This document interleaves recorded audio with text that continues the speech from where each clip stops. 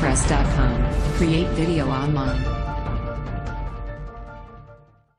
नमस्कार, आप देख रहे हैं खुलासा एक्सप्रेस न्यूज़। हीरानगर निर्वाचन क्षेत्र ब्लॉक डिंगा आंबा से पिंकी देवी ने बतौर आज़ाद उम्मीदवार अपना डीडीसी चुनाव का नामांकन पत्र भरा और गांव-गांव जाकर लोगों को संबोधित किया व प्रेस वार्ता कर उन्होंने कई मुद्दों को उजागर कर उनका हल करने का आश्वासन दिया, जिसमें अहम मुद्दा था सड़क व पानी की समस्या। अगर डीडीसी के चुनाव जीतकर मैं सत्ता में आती हूं तो सबसे पहले मैं इनको हल करूंगी। हीरानगर से प्रदीप शर्मा की रिपोर्ट। देखते रहिए खुलासा एक्सप्रेस न्यूज़। बड़ी शर्मिंदा इस बात है क्योंकि कीमत समय दी है, व्यक्ति दी नहीं है जिन्हें समय इसी में बड़ी अच्छी तरीके से जान मैं बड़ी पंचोल होने वाली महिला है, लेकिन ऐसी परिस्थिति के बीच फंसी रही है कि जितों निकलना बड़ा मुश्किल रहा। मन मेरा तो ते तन मेरा उधर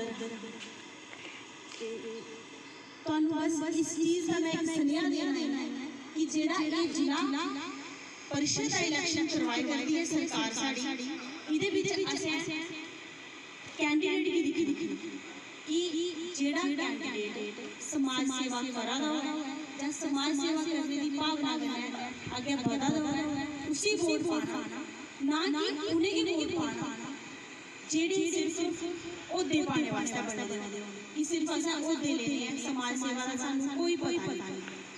ते उनके कि इलेक्शन दे विच पार्टियां होती हैं, पहले सरकार ने नाम पार्टी के सुपर इलेक्शन करवाया उन्हीं ने नोटिफिकेशन होने के बाद 2 दिन बाद पार्टी के सुपर गवर्नमेंट पार्टी अच्छी आई है। ते सारे लोगों की ये समझने की जरूरत है कि जेडे अस कैंडिडेट चुनने हैं उनका काम की है, उनकी प्रोफाइल की है, उन्हें करना की है। असें बेसिक्स का पता होना चाहिए कि इनका काम की होना जेडे अस चुनिए ते जनेना गल की है। ये कोई पहला नंबर ते गल है कि पार्टी का ये करना कोई मतलब नहीं। हाँ पार्टी में इंटरफेरेंस नहीं होती तो बड़ा अच्छा कि पार्टीबाजी नहीं होनी चाहिए है, लेकिन फिर भी गल इ'यां आई जंदी है कि अगर इलेक्शन हो वाला है तो अगर सारे जान तो कुछ ऐसे लोग भी चलोइए चली जाने जेडे यानी कि जिन्हें कोई जानकारी नहीं है कि पंचायत चीज़ क्यों होंदियां ने, सारा पंचायती राज सिस्टम के है, जिन्हें सिस्टम का नहीं पता उन्हें अगर अस डिस्ट्रिक्ट डेवलपमेंट काउंसिल दे विच भेजी होइए तो वो सारे आसे बेमानी होना।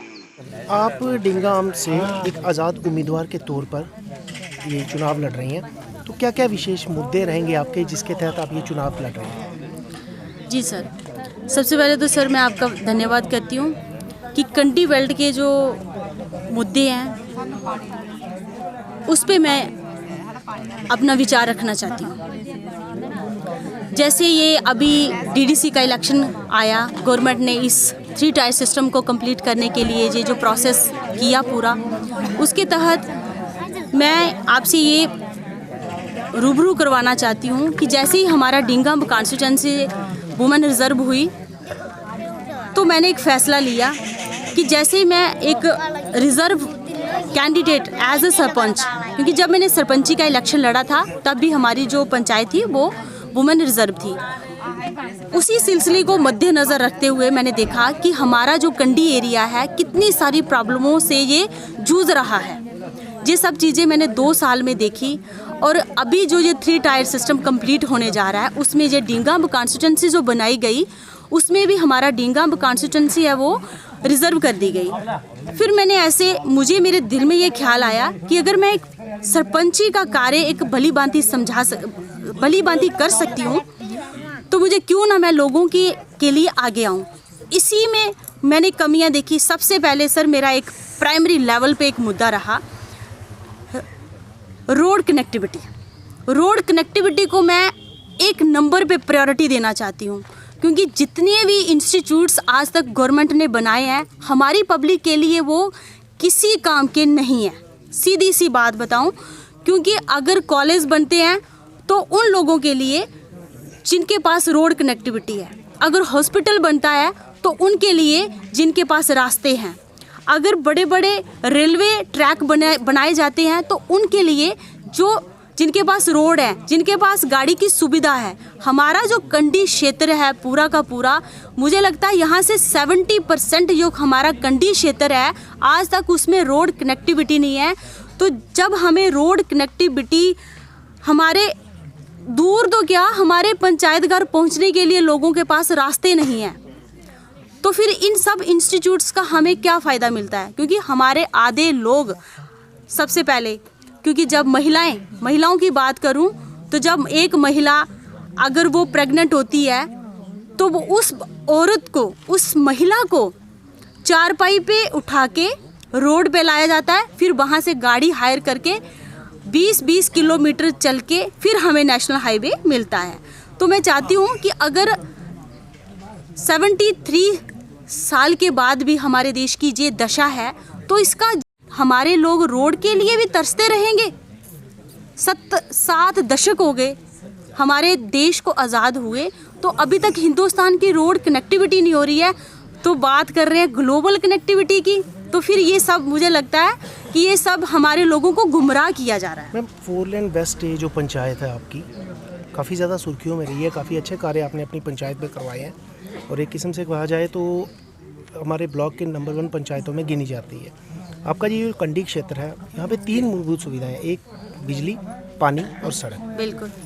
चाहे पंचायत हो, चाहे बीडीसी चेयरमैन हो, कहीं ना कहीं इन सुविधाओं को पूरी तरह से वो दे नहीं पाए। इसका क्या कारण रहा?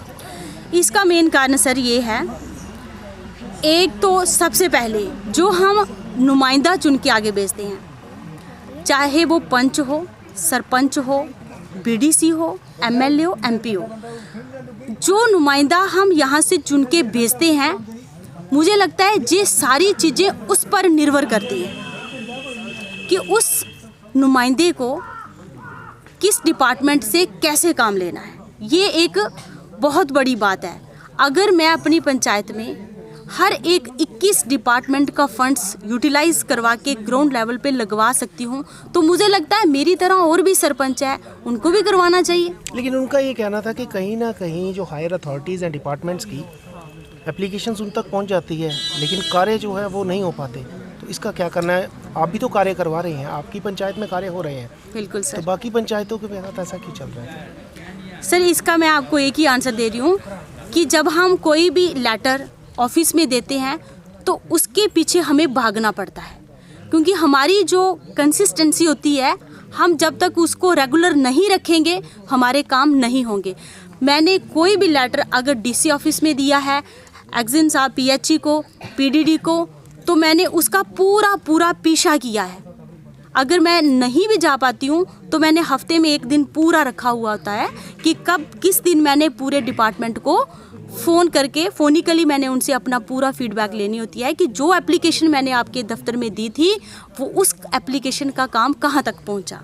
तो मुझे लगता है कि जब हमारी कंसिस्टेंसी ब्रेक हो जाती है तो हमारा कोई भी काम पूरा नहीं होता है। मुझे एक आखिरी मैसेज आपके द्वारा, अगर आप ये चुनाव जीत कर हमारा यहाँ पे आते हैं तो क्या जो यहाँ के लोकल मुद्दे हैं ये जनता उम्मीद कर सकती है कि वो मुद्दे उनके पूरे हो जाएंगे?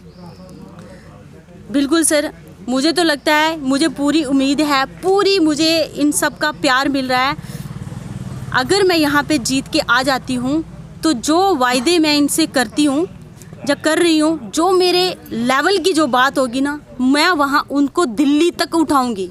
अगर मुझे प्राइम मिनिस्टर तक जाना पड़े ना, मैं तब भी जाऊँगी, क्योंकि ये जो इनकी जो प्यार है एक वोट के माध्यम से, या इनकी जो मुझ पे जो आश्वासन होगा, तो मुझे इनके आश्वासन को पूरा करना है। ये इनकी पावर को मुझे दिखाना है कि किस तरह से हमारे काम आगे हो पाते हैं।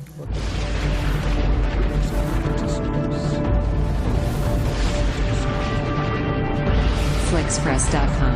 Create video online.